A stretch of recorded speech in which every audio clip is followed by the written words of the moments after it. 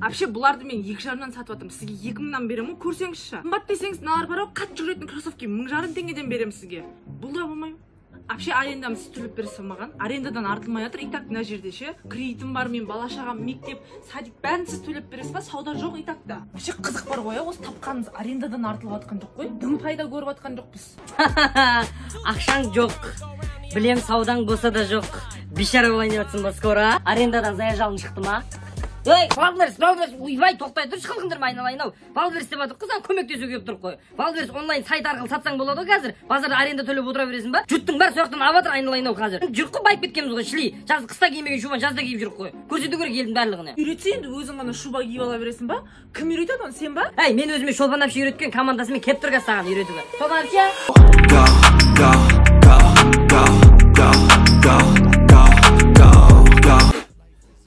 Девушка, оны амасаң ұстай бермеші. Анау ма, ол тем более сатылып кеткен ғой Вайлберста.